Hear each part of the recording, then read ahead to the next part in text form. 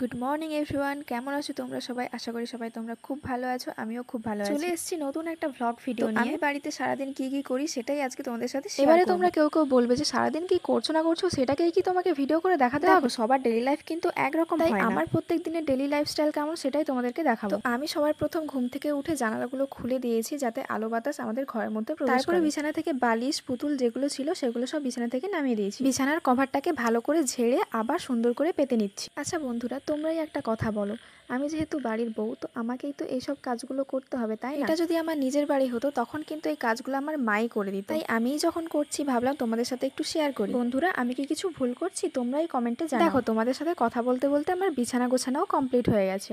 এরপরে আমি পুরো ঘরটাতে ঝাড়ু দিয়ে দিচ্ছি, কারণ মায়েরা বলে বাসি ঘরে আগে ঝাড় দিতে তারপরে বাকি সব কাজ করতে। তাই আমি সেটাই করে নিচ্ছিলাম। তোমরা অনেকদিন থেকেই আমার কাছে একটা রিকোয়েস্ট করেছিলে যে আমার পুরো রুমটা তোমরা দেখবে। আমার ছোট্ট রুমটা তোমাদের কেমন লেগেছে জানাবে।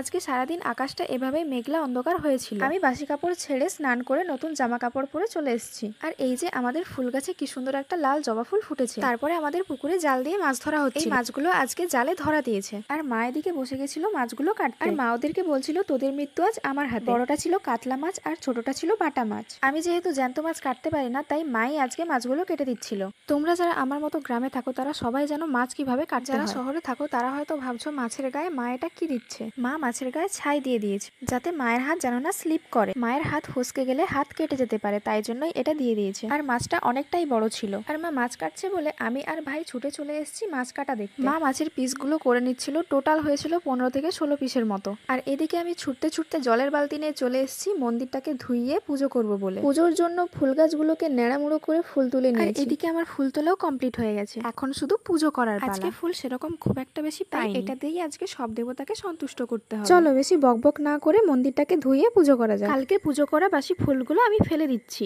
তোমরা অনেকেই আছো যারা বাসি ফুলগুলো না ফেলে সেই ফুলগুলোর ওপরেই আবার পুজো দিতে থাকো, কিন্তু এটা করা একদমই উচিত নয়। কারণ তুমি যদি সেই ফুলের ওপর যদি আবার ফুল দিয়ে পুজো করতে থাকো তাহলে তো পুজো করা আর না পুজো করা আমি এরকমটা অনেককেই করতে দেখেছি, তাই জন্য বললাম। তারপরে আমি জল দিয়ে মন্দিরটাকে পুরো ধুইয়ে পরিষ্কার করে ফুল দিয়ে পুজো করে নিচ্ছি। হরি মন্দিরে সাদা ফুল দিতে হয়, তাই জন্য আমি সাদা ফুল দিয়ে সাজিয়ে দিচ্ছি। শুধু হরি মন্দিরে নয়, তুলসীর থানেও আমি ফুল দিয়ে পুজো করে নিচ্ছি। তারপরেই চলে এলাম বাড়ির ভেতর পুজো করতে। আমাদের যেহেতু পুরো বাড়িটা কমপ্লিট হয়নি তার জন্য ঠাকুর ঘরও করা হয়, তাই রুমের ছোট্ট এক জায়গায় সমস্ত দেবদেবীকে সুন্দর করে সাজিয়ে রাখা হয়েছে। লাল জবা ফুলগুলো আমি কালী ঠাকুরকে দিয়ে দিয়েছি আর সাদা ফুলগুলো বাকি সমস্ত ঠাকুরকে দিয়ে দিয়েছি। তারপরে আমি ধূপ জ্বেলিয়ে ঠাকুরকে দেখিয়ে ঘরের ভেতরে একটা আর বাইরে মন্দিরে একটা দিয়ে দিয়েছি। ছোট্ট ঠাকুর ঘর কেমন সাজানো হয়েছে কমেন্ট করে জানিও। তারপরে আমি ঠাকুরকে প্রণাম করে সোজা চলে গেছি আনাজ কাটতে, কারণ পেটের জোগাড়ও তো করতে হবে, তাই না? আজকে আমি রান্নার জোগাড় করে দিচ্ছি, মা রান্না করবে। আর যেদিন আমি রান্না করব সেদিন আমিই জোগাড় করব। তোমরা কি ভাবলে মা করে দেবে? একদমই না, আমি বউ, আমাকেই সব করতে হবে। যাই হোক, আজকের মেনু ছিল কুমড়ো ঘন্ট,